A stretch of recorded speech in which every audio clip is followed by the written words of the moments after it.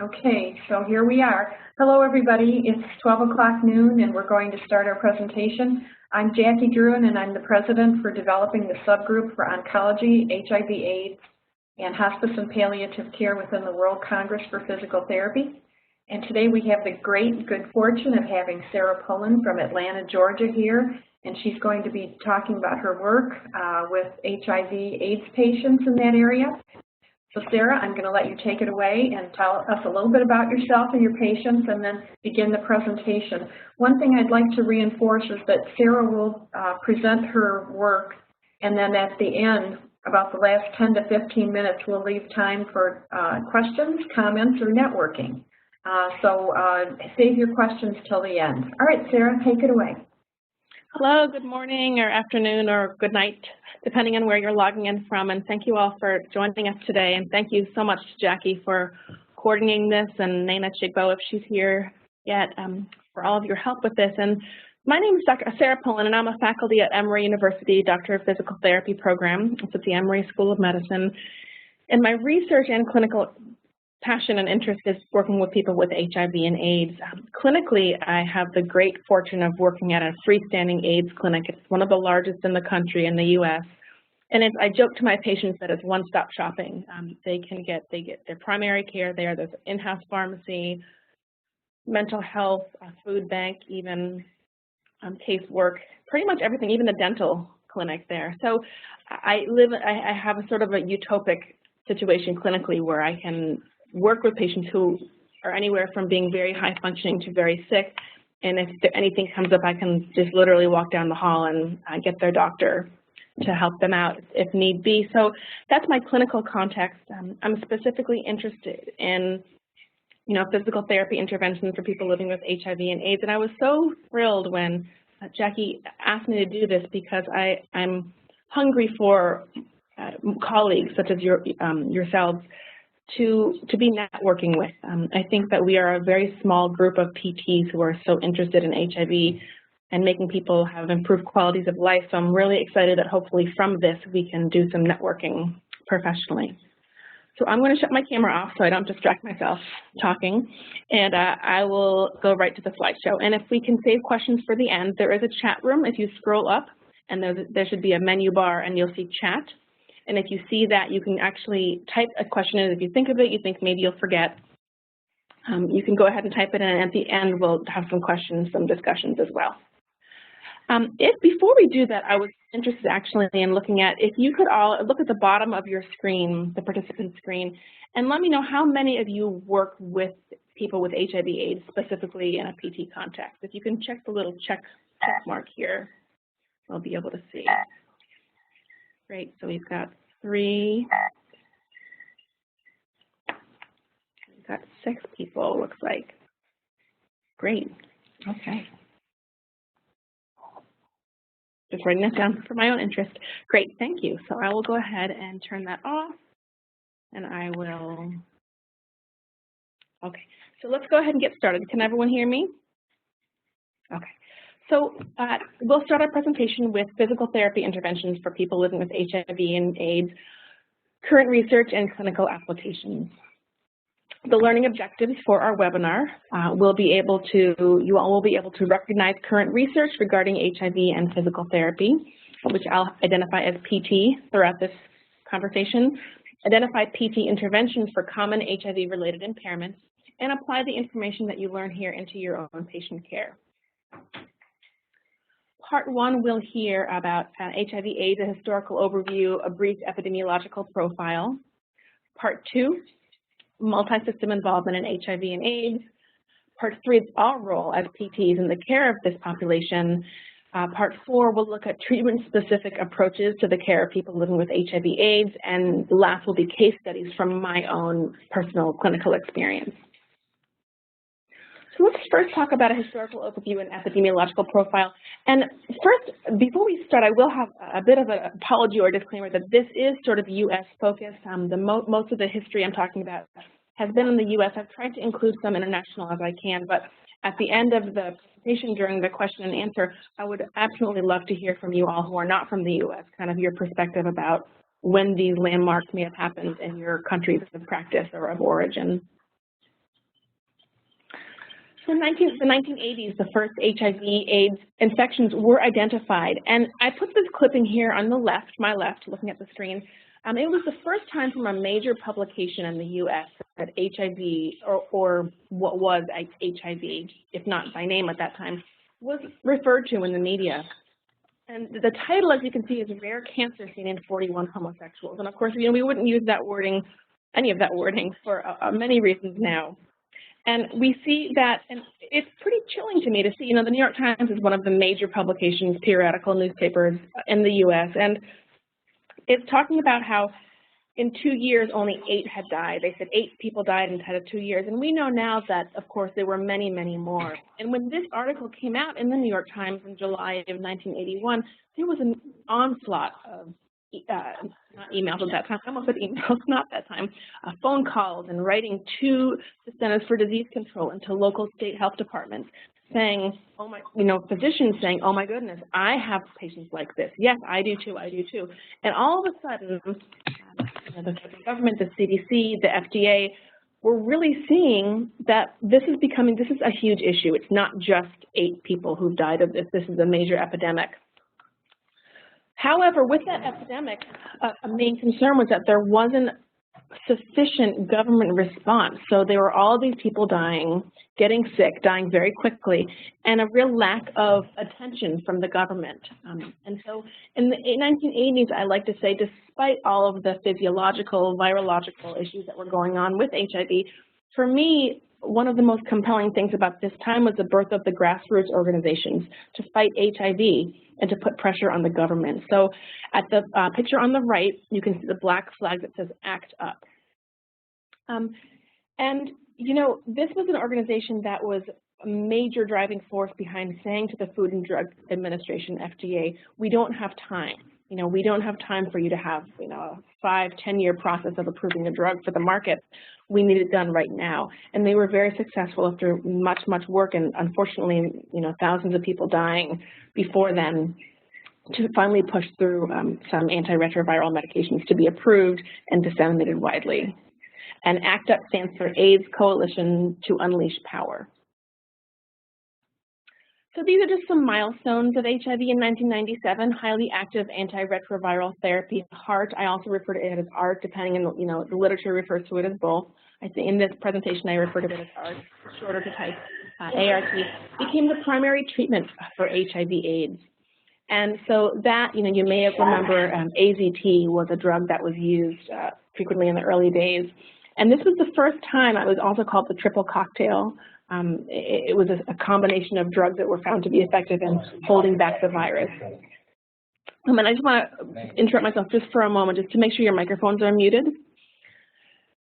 In March 2012, at the report at the Conference on Retroviruses and Opportunistic Infections, so not a huge conference, but there was a huge announcement that the life expectancy with treatment, so with ART, once a CD4 count reaches 500, life expectancies are equal to their HIV-negative counterparts. So this was a huge explosion in the HIV world, yes, the medical world, the world in general, that if you can get people on their medications and their CD4 reaches 500 and they stay on their medications, that the life expectancy is equal to an HIV-negative counterpart. HIV is no longer something that will, when medicated properly, have a rapid cascade to AIDS and death. In that year, it was a huge year, the Food and Drug Administration here in the U.S. approved pre-exposure prophylaxis, or PrEP, which is 1 pill each day. People compare it to taking the birth control, just 1 pill a day. And it's the same medication used to treat HIV, but they realized that treatment could be prevention. So it cut the risk of HIV up to 92% lower for those who take the pill consistently. A lot of my patients take this medication, and or have partners that take this medication, I should say. The WHO, World Health Organization, at the end of 2014, so these are the most current HIV statistics from the WHO, stated that globally only 51% of people living with HIV actually know of their HIV positive status. 36.9 million people worldwide are living with HIV, and 28 million people are eligible for ART, so in other words, medically eligible. under the WHO guidelines. So in other words, people may be, of course, we know HIV positive, but don't necessarily need to start taking ART yet. So 28 million are eligible, but of those 28 million, only 14.9 million are actually receiving ART worldwide. This is huge. This is a huge statistic for me. And it's interesting that it pretty much goes exactly, it's exactly half, slightly over half, 28 million to 14.9 million. A little over half people who essentially should be getting ART to save their lives, to have normal life expectancies, are actually receiving it. These are statistics from the UNAID, and you can see that this just says by continent how many cases people are living with HIV. This is at the end of 2013. And one thing I just wanted to point out, so numbers, just to remember, different continents obviously have different numbers of people on them. So you would have somewhere where it has a lower population, which is going to have a lower number. But also to note that, North America and Western and Central Europe, you'll see at the top left, 2.3 million. This is a map of the United States, and you can see that there's a real geographic distribution of HIV. So these are the top 25 states, highest rates of people living with HIV. So you will have at the bottom, you'll see Miami is #1. Florida is at the very end of Florida. Florida is the very bottom right of the U.S., bottom of the East Coast, and Miami is the #1 city of highest rates of HIV infection. And looking up the state right above that is Georgia, and Atlanta is #8, and that's where I live and where I practice here in Georgia. So you can see that, given a continent, of course, you'll have different sub areas within the continent, and you can really see how in the U.S. the Southeast is very highly affected by HIV, and that has to do with a lot of things, with socioeconomics, with access to care. Let's move on to multi-system involvement in HIV and AIDS. First, we'll talk about musculoskeletal involvement. Literature suggests that musculoskeletal conditions will affect 72% of HIV-infected individuals during their lifespan. Those conditions, complications, have emerged as potential results of the disease itself and or the ART treatment regimen. And you'll hear me talk about this a lot. There's sort of a chicken or the egg discussion right now about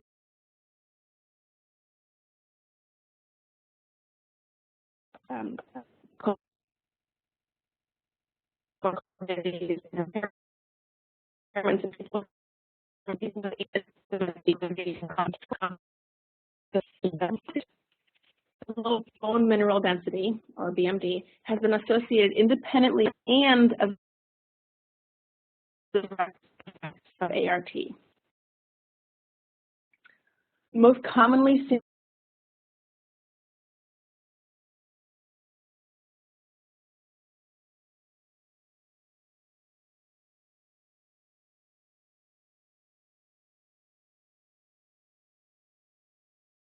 and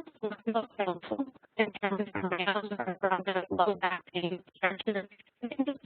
People with HIV are at higher risk of fractures than the HIV negative. Is associated with HIV and ART. That it makes sense that people who have low mineral and people with HIV would be more. Muscle wasting is now mostly seen in untreated advanced disease, advanced AIDS. And I want to point, yes. Sarah? Yes.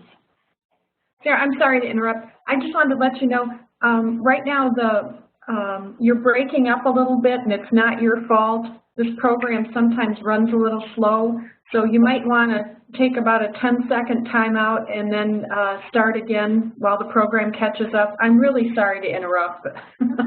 Start from the beginning? Maybe from a slide before. Okay, let's see.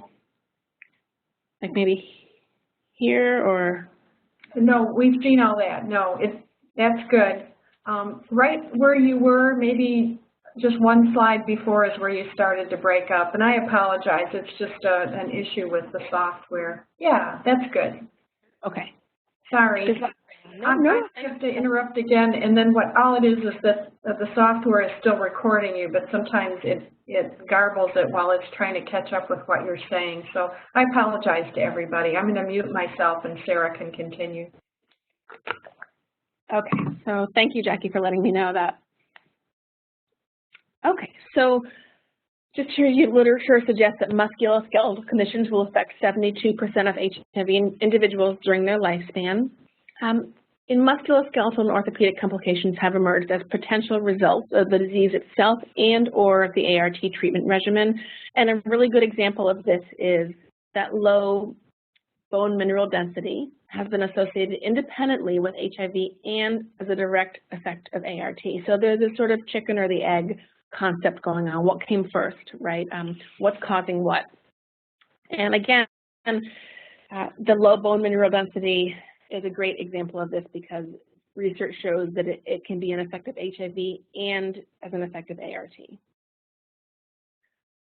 Most commonly seen musculoskeletal impairments are myalgias, arthralgias, low back pain, fractures, and interestingly enough, people with HIV are at a higher risk for fractures than their HIV negative counterparts. And again, going back one slide, you can see that, well, if they have lower bone mineral density, then it would make sense that they would be at higher risk of fractures. Their bones just are more brittle, more fragile.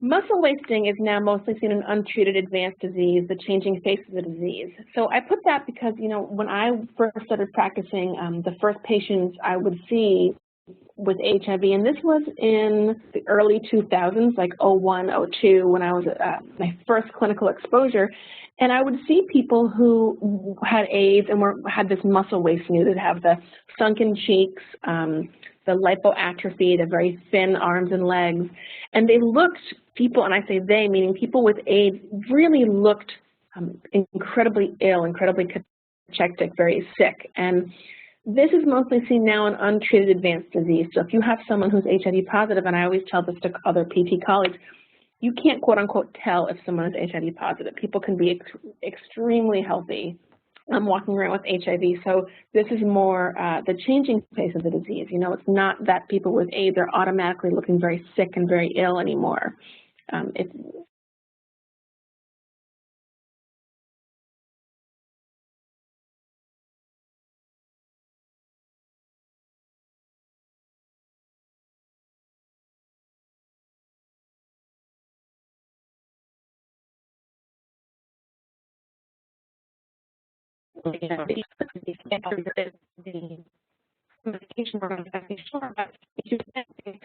Would lead to low bone mineral density, which would lead to fractures, which would lead to all sorts of other things, all part of the musculoskeletal picture of HIV.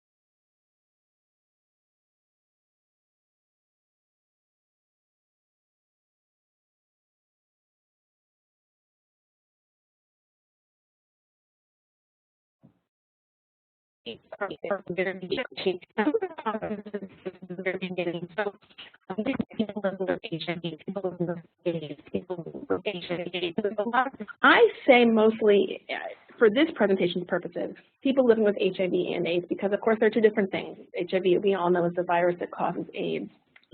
There are some things, you know, that we'll write about or talk about or research about that are HIV specific, and some that are AIDS specific, you know, when people have gotten an AIDS diagnosis. For these purposes, I'm talking about people who have both even early HIV to advanced AIDS. So this is also, you know, a really important concept as PTs for us, that increased life expectancy increases the possibility of age-related arthritis or chronic musculoskeletal impairments as complications of HIV and or because of age-related symptoms. So to really just to think about, well, it makes sense if people are living longer and they happen to be HIV positive, if they're just the fact that they're living longer will make them more prone to getting things like arthritis or other age-related symptoms. Recent research shows that the probability of people living with HIV/AIDS developing osteoporosis is 3 times higher compared to their HIV negative counterparts. So given the fact that people with HIV, given the virus, given the medications, are more likely to have fractures, it's more likely that they may need orthopedic surgeries. bone and joint infections account for about 67% of musculoskeletal infections in people living with HIV and AIDS.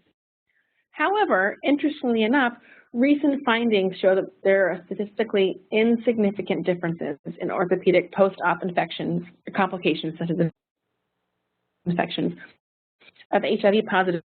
I think it's interesting that there has been sort of this rhetoric of, well, of course, if you are immunocompromised, you'll be more likely to get a post-op infection. But this is, it's not huge research studies, but there are some recent findings showing, again, that there actually are not any significant increase of people who are HIV with post-op complications and infections. So just because they're immunocompromised, obviously with the proper use of antibiotics and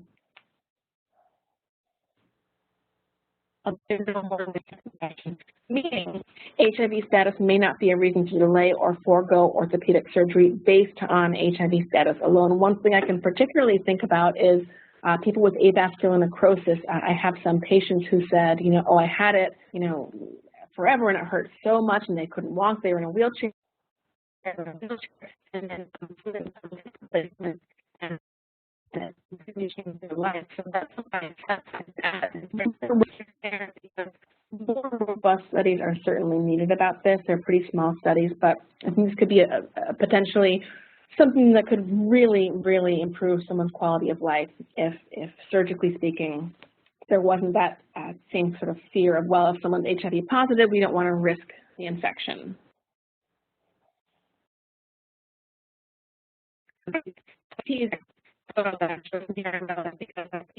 We're really hoping to avoid the people with chronic pain having dependence on narcotics or pain medications, and hopefully we would be able to help them manage that pain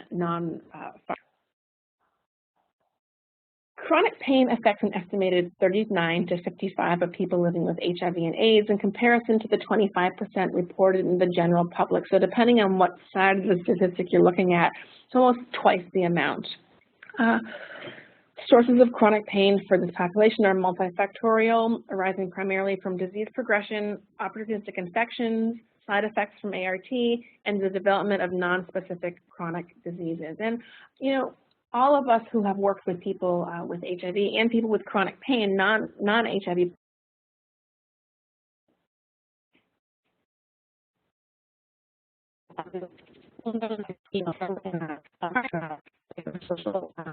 maybe a mental health way as well. I see a lot of people with chronic pain who also really suffer from depression and anxiety, again, highlighting the importance of really treating the whole patient, the whole person. In a study examining quality of life following PT treatment for patients with common orthopedic diagnoses, quality of life showed improvement at discharge compared with the initial assessment. And in the notes section of this PowerPoint, you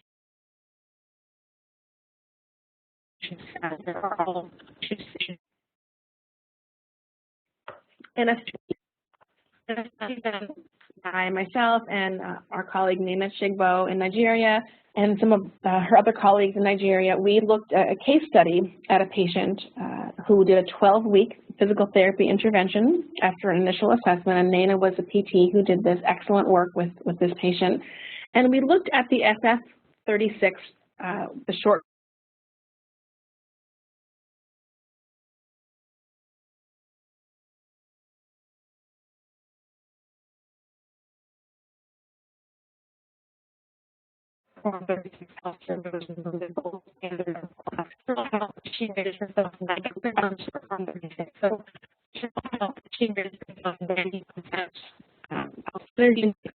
energy and fatigue, she was 80% improved. Again, some of the other big ones, role functioning physical and physical functioning were also in the high 60s. And I will say, looking at social, emotional, role functioning, emotional, I was looking at this last night preparing for today, and I was remembering that this patient did have quite an impressive family social and family support. And so she was starting at a pretty high level. So remember, this is percentage change. Well, now let's look at exercise and HIV/AIDS. O'Brien and colleagues have done 2 large systematic reviews indicating that continuous or interval aerobic exercise or a combination of progressive and resistive and aerobic is safe and potentially beneficial for medically stable adults living with HIV. In this population, exercise was found to be associated with improvements in cardiopulmonary measures, strength, weight, body composition, quality of life, and psychological status. So it's interesting. This is not shocking news, right? So anyone really, there's so much research out there that shows exercise to be associated with all of these things: cardiopulmonary, strength, psychological status. But it's kind of a comfort to see, okay, well, people with HIV in so many ways are just like our other patients. And I appreciate these systematic reviews for that reason. 2013 study showed that people with HIV, adults with HIV, who self-report exercising are approximately half as likely to show neurocognitive impairments in comparison to those who do not exercise. And we'll look at neurological issues next. Again, importantly, exercise in this population has not been associated with adverse immunological or virological outcomes. In other words, viral loads and CD4 counts were stable. In the study, they were hypothesizing, well, maybe exercise can increase CD4 count. Unfortunately, that didn't happen, but wouldn't that be wonderful? But the good news is that they remained stable. There were no adverse effects to moderate exercise. Next, let's look at neurological involvement in HIV. A study from this year showed that the HIV virus can settle in individuals' brains, central nervous system, as early as 4 months after infection. When HIV-positive people are not getting treatment, the central nervous system can provide an additional reservoir for the virus, and this can possibly lead to neurological damage. And there are so many wonderful references out there about HIV and the neurological system. But I chose this one specifically because we talk about how, those statistics about how about only half people who should really be on ART are indeed taking it. And you can look at so someone is infected, and even 4 months after they're infected, that virus can settle in an individual's brains. And so when people with HIV are not getting treatment, this CNS is a reservoir for the virus, and it could possibly lead to, we're talking early neurological damage. And, just again, to all my patients and everyone I know, just the importance of early testing, just to know, because, if you can have, your medical team can be looking out for these things and knowing to get treatment when it's time to get treatment and to be followed by a neurologist. About 70% of patients will develop neurologic complaints with ART. Now, this is controlling for people who may have neurological complaints with HIV period or AIDS period, but specifically as a result of ART. So again, we're seeing that this is obviously medications that will keep you alive and that have had major explosions in the medical world in a good way, but with that come these neurologic complaints and musculoskeletal issues. So the combination of HIV and ART can result in increased incidence of neuropathy and neurological impairments, including just basic neuromuscular weakness, distal polysensory neuropathies, mononeuropathies, inflammatory demyelinating polyneuropathies such as Guillain-Barré, chronic pain, and even vestibular dysfunction. And I chose to kind of highlight these two things. I've had several very young patients recently in the past year with encephalopathy, and this is maybe associated with treatment, untreated or treatment-interrupted HIV leading to AIDS. And I can think of 2 patients actually who were in their early 20s. One who was feeling a lot better. He was taking the ART. He's a young guy, very active social life, had a job, and he just felt so good. He thought, I don't really need to take these anymore. I'm better. I feel fine. So he stopped and had, unfortunately, a major neurological event resulting in encephalopathy and is very impaired now. And same with someone who was diagnosed once he already had full-blown AIDS, and so had some neurological event related to the AIDS. HIV can result in stroke via several mechanisms: opportunistic infection, vasculopathy, cardioembolism, and coagulopathy. So there are, interestingly enough, neurologically speaking, some stroke mimics that are not uncommon in people living with HIV or AIDS. A stroke-like symptom caused by toxoplasmosis. This is one of the earliest opportunistic infections that people with HIV were getting, or we were seeing back in the 80s, the toxoplasmosis, along with some other neurological issues. Also, interestingly enough, vestibular system, speaking of the vestibular system, there can be peripheral involvement of the vestibular system. And again, like we talked about a lot, associated with HIV neuropathy and ART neurotoxicity. So again, ART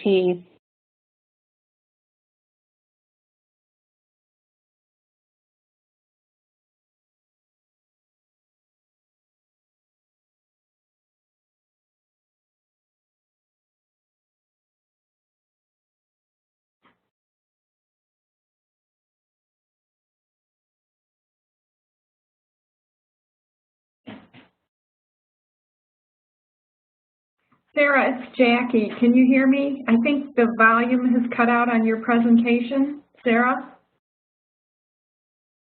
Sarah, can you hear me?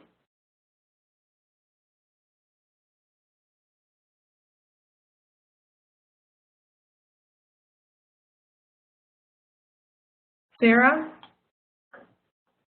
I'm going to see if I can get a hold of Sarah through the chat. I'm sorry, we've had another technology issue here.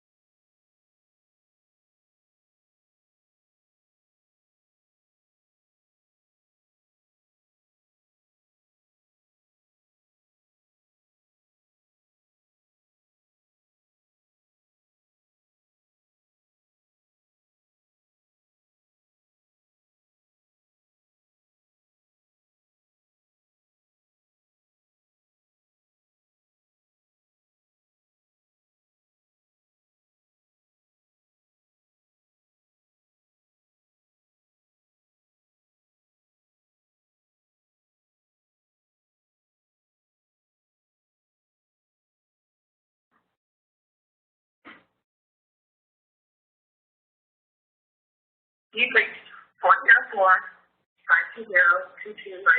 Please leave a message.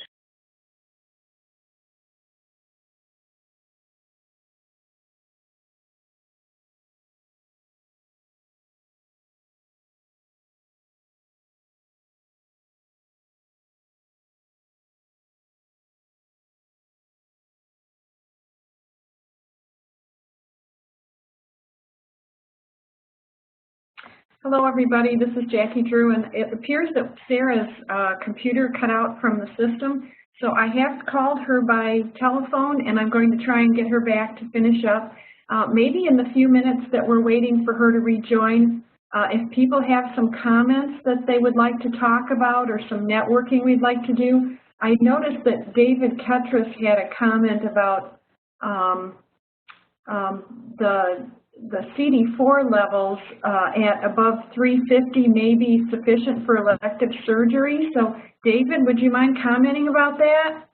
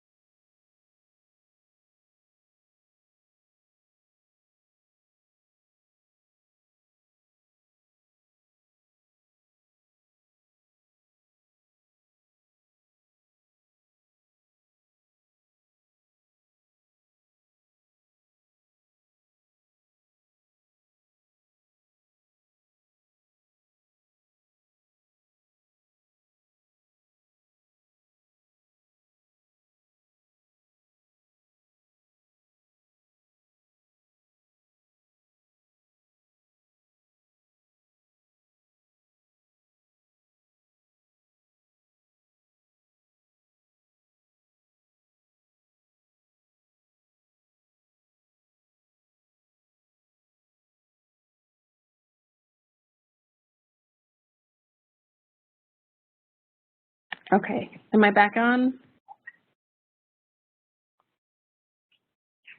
I don't see.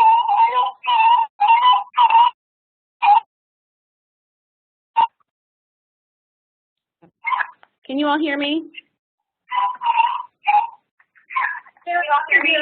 So I'll pass the baton. Sarah, I can hear you. I'll pass the baton back to you. Okay. Sorry, everyone. Let me just go back to where I was. This is the fun and the joy of technology. Sometimes it's our friend, sometimes it has issues. Exactly. Okay, guys. Sorry about this. Now it's not letting me. Sarah. You're also supportive. Okay, let me see. Sorry, guys. Let me get this. Now that's not letting me get the PowerPoint back, but I will. All right, let me just find that PowerPoint again.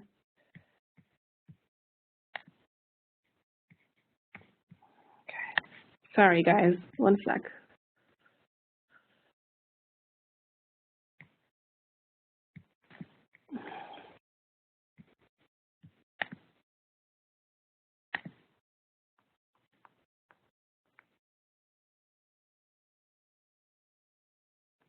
Okay, can everybody see that? Can everybody see this? Jackie, can you see this?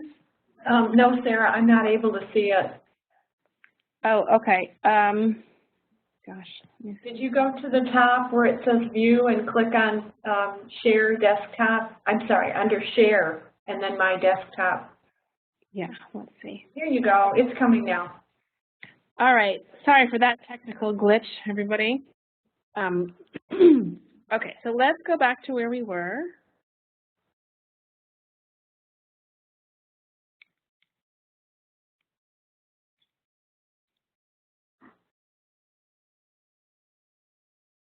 Here, right? We just done this? Yes. Okay. So here we were. So can everyone, Jackie, can you hear me? Yes. Yes, I can hear you. Okay, wonderful. So sorry about that, everyone. And again, I was just saying that PCP, pneumocystis pneumonia, toxoplasmosis are things that we would hear about a lot in the earlier years of HIV. Interestingly, ART can lead to progressive skeletal muscle dysfunction, such as wasting and decreased strength. Inspiratory muscles are skeletal muscles, as we all know, anatomically speaking, and can lead to reduced inspiratory and expiratory function. It can lead to increased shortness of breath, decreased tidal volume, and it's an important predictor of increased respiratory mortality and adverse cardiopulmonary events. Interesting study from 2 years ago was the review of the exercise and functional measurements. And again, like I said before about the other reviews, that it's sort of comforting to see that, well, in people with HIV, we're not seeing that there's a major difference in things like appropriate exercise frequency, intensity, duration. It just depends on patient preference, safety, disease stage, and other conditions. Next, we'll talk about, just in general terms, about physical therapy and HIV. In terms of general function, compound impairments can lead to significant activity and participation limitations, which can lead, of course, to a reduction in quality of life. O'Brien and colleagues have defined episodic disability, which I find very compelling, and I go back to that so often, both with my own research and thinking about it in terms of my patients, that they describe it as episodic health-related consequences experienced as a result of HIV and its treatment, which can occur in multiple dimensions. So I think about our patients who, can go from feeling great, feeling fine, and then being quite disabled or quite, disabled for lack of a better word, and then can actually feel better and get better depending on medications, depending on comorbidities, depending on other issues. Just a little more research, and 2 years ago I did a HIV provider needs assessment. Now these studies were all done in the Atlanta area, Atlanta, Georgia, and USA. And as you remember from the map at the beginning, if you're just logging on now, I had a map of and showing that the Southeast United States is greatly affected by HIV. And so this is at HIV providers at all the HIV clinics in Atlanta. And I surveyed them about PT referral patterns and their perceptions of PT needs. So pretty unanimously, the medical providers, these were MDs and physician's assistants, 70% reported referring patients to PT. Of this 70%, it was pretty evenly split for musculoskeletal, neurological, and for pain control, and they could choose all that apply. Interestingly enough, even though there was this referral, people were referring, patients didn't always go to PT, so I wondered why. And 83.3% of the reasons were outside of patient's control. And this was because of financial limitations, denial of the appointment for PT clinic was another one. And sadly, you know, I'm hypothesizing that a lot of these denials were because of insurance reasons. The patients did not have insurance. And for that, they were denied. So it was not for lack of desire by the patients to go to PT. It was more financial consideration, financial limitations, or denials by the clinic. And to conclude, this really highlighted the socioeconomic factors and social determinants of health to PT adherence in people with HIV and AIDS. Also, the importance of interdisciplinary communication about PT and then the role in the care of people with HIV and AIDS. Last year looked at PTs again in Atlanta. So World Health Organization says that a disease prevalence of any kind of disease over 1% in a given population is considered a generalized epidemic.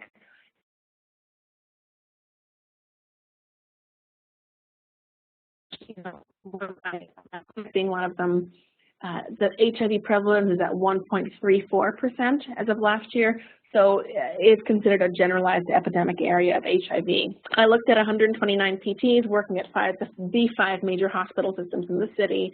93, it was an email survey, 93% viewed PT as an effective adjunct therapy for this population, and either agreed or strongly agreed that PT interventions could produce favorable outcomes for treating some HIV/AIDS-related impairments. The majority of PTs self-identified their basic knowledge of HIV as competent or advanced, but only a third were able to correctly identify the transmission routes for HIV. 100% of participants said that they were interested in continuing education about HIV and PT.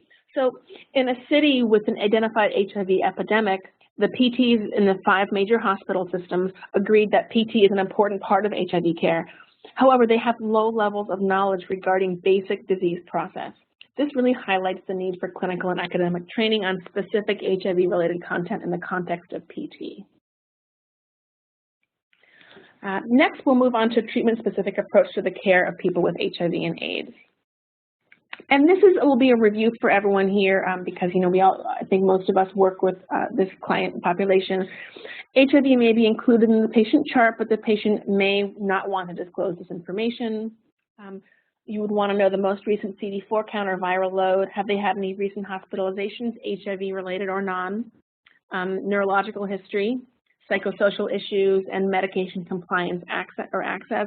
I always ask my patients, do you have any trouble getting your medications? Do you have a safe place to keep them?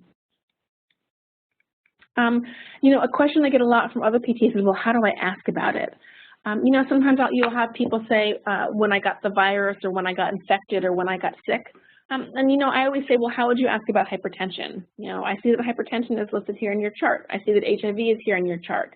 And what you would want to ask about, again, are medications, any side effects, any problems, if they're followed regularly by an infectious disease doctor. This is really important. Do they have a regular doctor that they can see specifically for their HIV? And if they know their most recent CD4 count.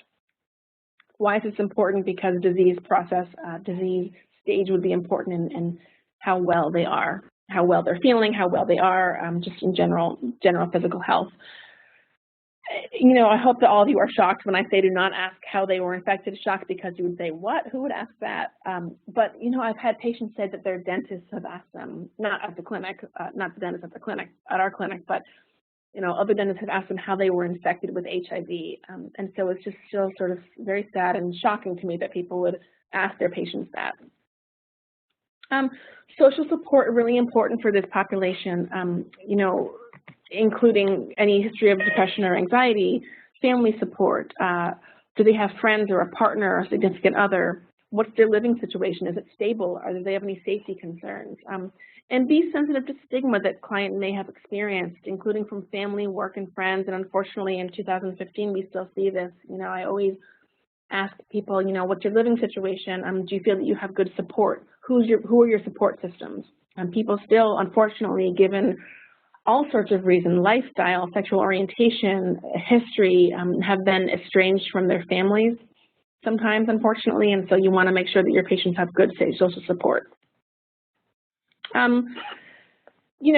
Physical exam is basically the same, except sometimes patients will have an AIDS-specific diagnosis that may make them very ill. Universal precautions for bloodborne pathogens, not reminding you all, but reminding sometimes fellow staff may need a friendly reminder about HIV transmission. We may have all had the experience of going into a patient's room, maybe an inpatient ward, and a nurse or an orderly saying, oh, be careful you don't get it, be careful you don't, make sure you protect yourself. And we all know that as a PT, we have, using universal precautions is very low risk of anything ever happening. Again, diagnosis of referral could be anything, osteoporosis, pathology, low back pain, chronic pain, neuropathy. So now for the last about 10 minutes of the presentation, we'll go ahead and move on to some case studies. And these are kind of truncated case studies. I'm not going treatment by treatment.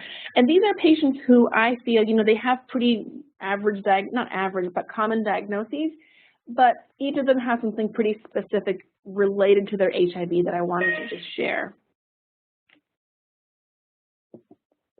And I put in quotes the referral. So this person, left-sided sciatic pain and piriformis / iliotibial IT band tender, please eval and treat. Past medical history, he was diagnosed in 2010. So he's been about 5 years diagnosed with HIV. He's very compliant with ART, never misses a dose. 4 months ago, he ran out of vitamin D supplements, did not refill it. No other past medical history. Very healthy 27-year-old guy referred to PT for left hip pain. He had 9 out of 10 pain upon movement. He was in extreme pain when he came.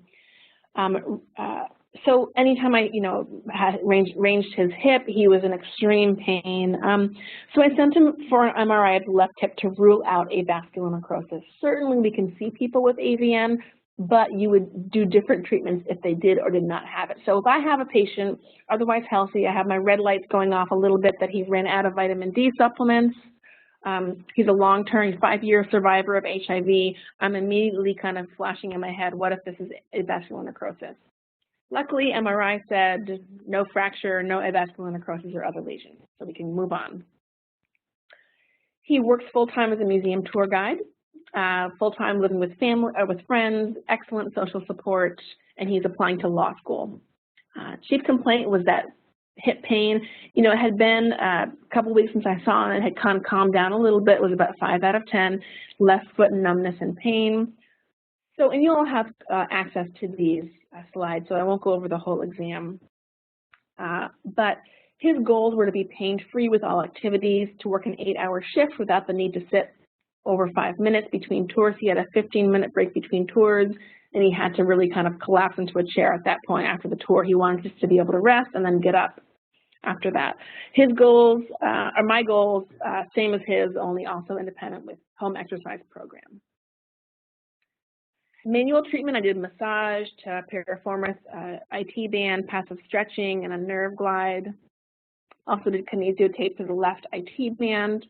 And here are just some pictures for you all to see. Specifically, this treatment for sciatica works great. A nerve floss. So if you want to, if you're sitting now, you can do it. You stick your leg out, sit straight in a chair.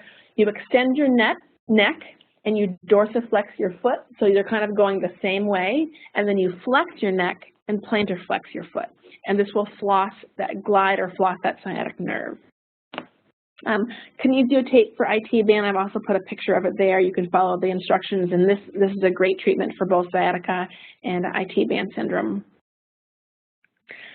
I only saw him for 5 visits. He said that his hip was pain-free. He could give 2 tours in a row with 5 minutes rest.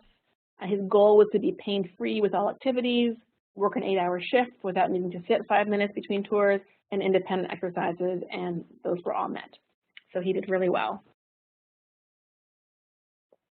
Chronic pain, a patient that I really wanted to highlight who had chronic pain, another young guy, 29-year-old. He's had low back pain for 4 years, so right away you're thinking, wow, a 29-year-old has had low back pain since he was 25, so what else is going on? Depression, anxiety. HIV was diagnosed 3 years ago, and he has had 4 years of back pain, so you're kind of starting to paint a picture, okay, you know, he's had a lot going on in the past 3-4 years. He said he has so-so social support, estranged from family of origin, works at a store that was about to close, very concerned about his finances. He has pretty extreme pain, and he requested pain medications from me. Pretty much what you'd expect for an initial eval of low back pain. Posturally, strength-wise, his goal was just a pain goal. Mine was that he could manage it independently and have no more than 2 out of 10. Referrals to mental health, caseworker, an MD for medication consultation. You know, I cannot give him medications, obviously, or prescribe them, but I sent him back to his primary. He became unemployed. He lost his job the first week of PT, and he said he was laying and sitting in bed for the majority of the day, reading or watching TV. So again, pretty standard massage, kinesiotape, education, stretching techniques, and also in that patient education, encouraging him to follow up for the mental health referral. Visit 2, he had nausea, diarrhea. I deferred PT, and I was able to escort him to the walk-in clinic. And again, someone with HIV, you want to, you know, I wouldn't want to treat anyone with explosive diarrhea personally, but this particular person, I want to make sure nothing else was going on infectiously with him. So his pain was kind of getting steady, kind of improving a little bit. He was doing great with his exercises, but he reported real worsening depression, denying suicidal, homicidal ideation. He said he'd followed up with the caseworker and had unemployment checks, but had not followed up with mental health. With him right there, I said, well, do you want to just give him a call? You know, we have the number. Do you want to just call them on your cell phone? And he did. He went ahead and called and made an appointment, and then he did follow up. And I followed up with his doctor, his primary, with an email. And, you know, they can see their primary doctors every 2 months, every 3 months, 6 months, depending on their HIV status and control. And in my experience, you know, HIV docs are really appreciative when we follow up with an email to say, you know, doing okay with PT, back pain's holding steady, I'm concerned about some mental health issues. He did call the mental health department today. So that's a quick email or a phone call that is part of that whole plan of care. Session 6, discharge, about 3 out of 10 average pain. He said he can independently manage it with stretching and position changes. He's seeing a therapist weekly and having unemployment checks. So let's look at the goals. Is he independent with the home exercise program? Yes, he was. Is he pain-free? Not met. But, you know, I really had to kind of reflect and think, is this the most important thing for the patient's independence or quality of life? You know, not necessarily. Did he have to be 0 out of 10 pain? Ideally, but, you know, I think he said, I can manage it myself. Was it a successful PTRX? I think so. You know, he said, I can manage it. And he said that his pain was manageable enough that he could job search, that he was able to look for a job. Well, 2 weeks after I discharged him, he stopped by the clinic. I had a knock on my door, and it was him, and he had gotten a full-time job with benefits and free meals as a restaurant manager, which was great financially for him. His back was about 3 out of 10 still, but he felt that he could manage it independently. So again, this is someone who did need his back pain to get under control, but also had a lot of other issues that needed referrals and needed management. And then we'll quickly go over the last 2. Distal-sensory polyneuropathy, upper extremity peripheral neuropathy, plesiosvalent tree. And I highlighted her history a bit because she was a 53-year-old. She had had numbness and tingling that got so bad that she couldn't feel her hands. She went to the emergency room. HIV test at the ER revealed a CD4 count of 50, full-blown AIDS. She had no idea. Her husband had been unfaithful and she didn't know. And so this is, she finds out, you know, she goes to the ER for hand pain, numbness, and this is what she finds out. She also had this point tenderness to the epicondyle, pain with twisting her arm, pronation, controlled hypertension. Again, she expressed interest in outpatient mental health services. Oh, this is my patient who used to work as a daycare teacher, but couldn't lift children. She wanted to return to work. My diagnosis was not just the DSP, but also medial epicondylitis. This is just a quick thing you can look, you know, you'll have for your reference, KT tape for golfer's elbow or medial epicondylitis. A night splinting also can be very effective for distal sensory polyneuropathy. Some patients will have these at their house, but will only wear them during the day, and I found it really effective to have them sleep in the splints. And this is just a picture of the night splints. Ulnar nerve glide, and I want you all to do this here because it really, really helps her symptoms. So you can just sit in your chair and extend your wrist, elbow slightly bent, palm to the ceiling, lift your arm toward ceiling until the tingle, you can feel your tingling in your hand or your elbow. If you don't already have symptoms, you know, someone with the DSP would feel this much faster than any of us would probably. You drop your arm about 20 degrees, and then you tilt your neck towards the opposite shoulder. Then you return to neutral and repeat 3 times. And this is a really good nerve glide and nerve stretch. So she was managing her symptoms with night splinting. She was not waking up at night. She, the last day of her treatment, she brought her toddler grandchild and said, "I'm so sorry, I couldn't find a babysitter for my granddaughter." And I said, "No, this is perfect. We can test see if you can lift children without hurting." And sure enough, this baby was 25 pounds, give or take, and she lifted up the baby and no trouble. And just quickly, you know, in terms of pain control, instead of, we're naturally inclined to lift babies and lift children with the webbing between our thumb and our first finger. But with patients with this diagnosis, I say, you know, kind of hook your forearms underneath those little armpits and then lift them up by their bottom with your hands, and that will really decrease the strain. And she did return to work. The last 2 minutes or so, I just want to, again, highlight this is someone in terms of long-term management. So she's an 18-year-old patient, perinatally infected, born at 23 weeks, prematurely. She's currently undetectable viral load. She has cerebral palsy, which is not uncommon in babies born so early, micropremies.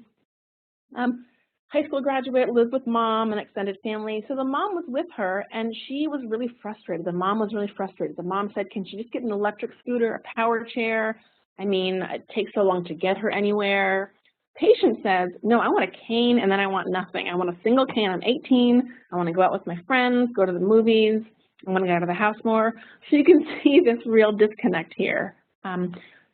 She's sort of what you would picture, a small stature, bilateral genu valgus. Her knees were actually touching. She was so knock-kneed. So we looked at caseworker to discuss transportation options. There was a free transportation for people with disabilities in Atlanta and my city, and many cities have this, a transportation van. And so once that was hooked in, the plan was just maintenance to provide ongoing assessment of durable medical equipment, range of motion and function. She agreed. She had the Canadian crutches, lost strand crutches that she had currently, and she agreed that she wasn't quite ready for a single point cane and that we would work towards that. And mom finally agreed that, you know, she really didn't need to have a power wheelchair. So just some general resources for HIV. CDC.gov/HIV is Centers for Disease Control.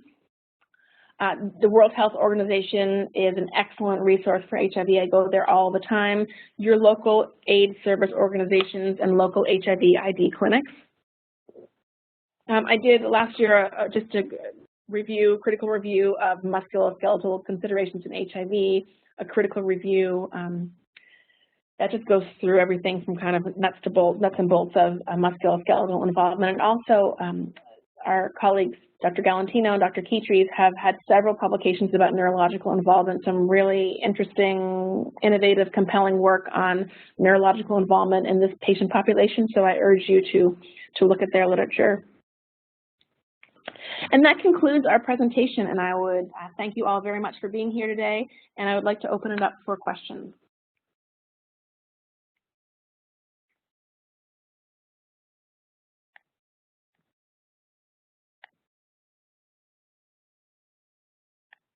Jackie, are you there? I'm here, yes. Does anyone have questions for Sara Pullen? And she can either take the questions by you activating your audio, your microphone, or else you can type something in on the chat line. There was a comment by Dave Ketris on the chat line about if the CD4 level is good, above 350, then immune system is considered functional enough for elective surgery. So he said many or treated individuals have good CD4 counts, so there's no greater risk of infection with surgery due to their HIV status. Sara, do you want to comment on that? Yeah, and that's what I, in the neurological section was, or sorry, the last slide of the musculoskeletal I was commenting on that there is this relatively newer research about just exactly that HIV should not be a determining factor against surgeries. And it can be based on CD4 count, obviously overall health of the patient, but that I find this a really exciting new research coming out that HIV status alone should not be a predictor against surgery.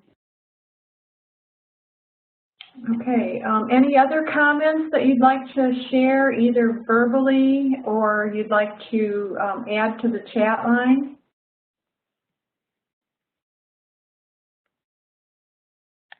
Okay, I know we're running a little late here. What I'd like to do is continue this on, we do have an HIV/AIDS listserv, and I'd like to continue this conversation there. Darren, could you post information about how people can get to the HIV listserv? I know you have to have a LinkedIn account. Darren, are you still available? Can you hear me? Yes.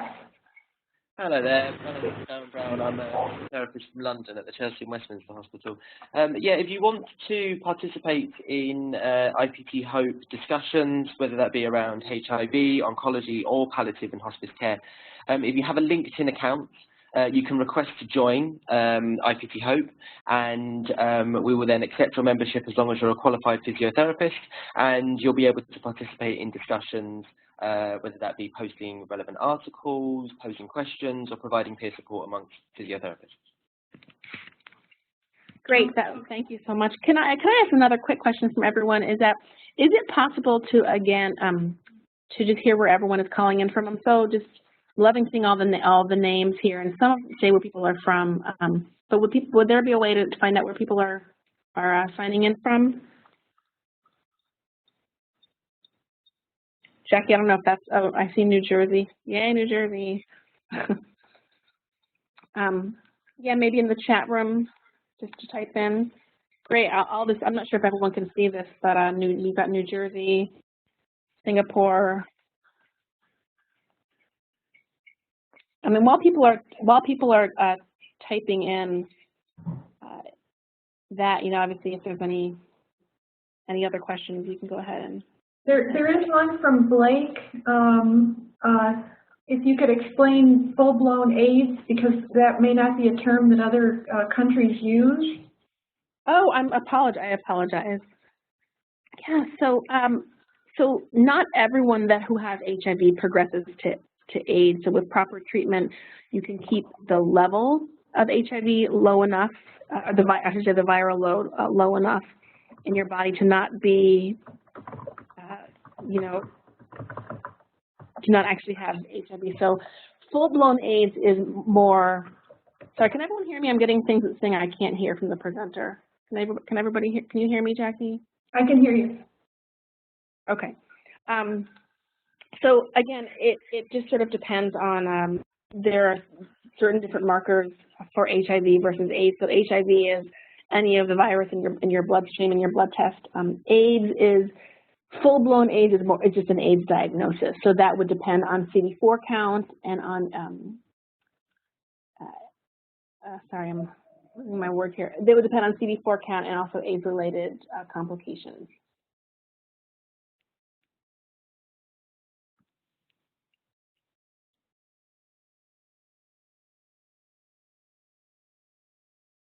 Any other questions? Okay, if there are no other questions, we can continue this conversation online and continuing this networking through the means that Darren was talking about. So if there are no other questions, I will end the session. I wanted to thank Sara Pullen for presenting this information and sharing her work and her research. And she will be receiving from the IPT-HOPE in the WCPT and International Scholar Award. So we'd like to thank her kindly for this presentation. And if you have any questions, you can contact me or Sara Pullen. Sara, what's your email address? And we can type that in the chat line. Yeah, I'll type it in right now. Okay. Can you all see that? Oh, yeah. It looks like it's just to you. Let's see. I'll do it again.